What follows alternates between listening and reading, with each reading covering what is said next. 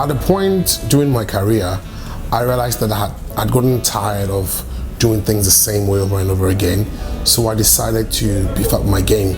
And I worked in a multinational TV station where I realized that there were Ghanaians who had trained abroad and they were slightly above us in terms of their approach to work and how they understood things.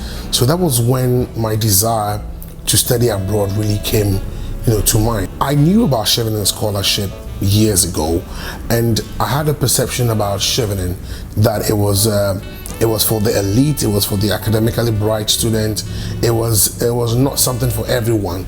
So I told myself, wow, this is a distinguished fraternity of global scholars, and I told myself I would want to be part of this global scholars one day.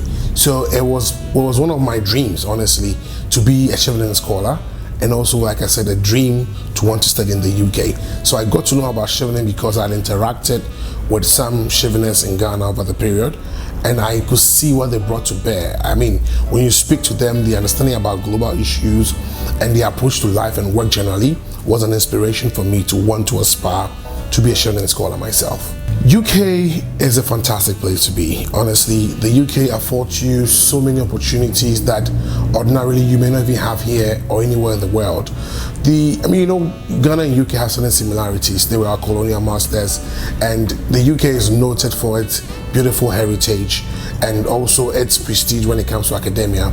So the UK gave me an opportunity to interact beyond academics with many people across the globe. Chevening is in over 160 countries globally, and the opportunity to be in the UK with equally bright students from all over the world was a beautiful, for me it was a life-changing moment. Back in Ghana, our approach to study was different. So I remember I went in there with that mindset, and my very first semester it was quite difficult because I had not psyched up to adapt yet. So there was one assignment I did, my lecturer marked me down. I was heartbroken.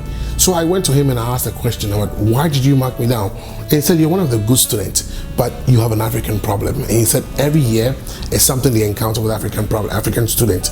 So then he taught me how to answer questions differently, how the UK system expects you to excel academically. Cardiff University, I can tell you, is one of the best in the UK, and it's ranked among the top 100 universities in the world.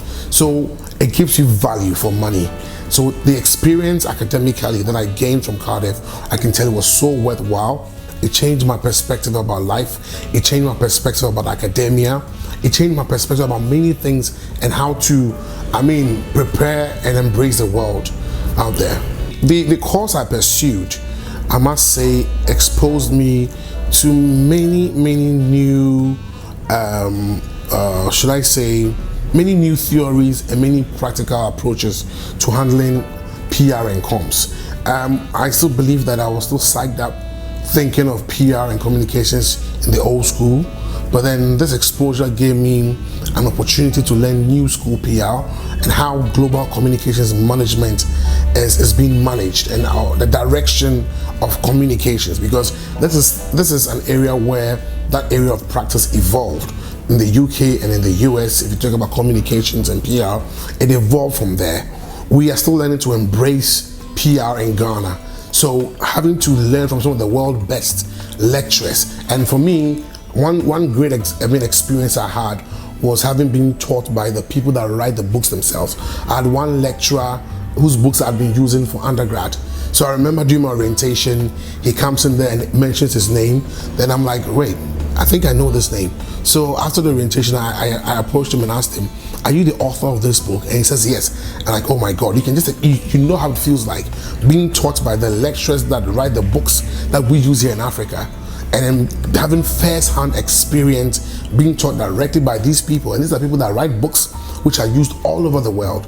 So it was a great experience meeting these people and learning at their feet.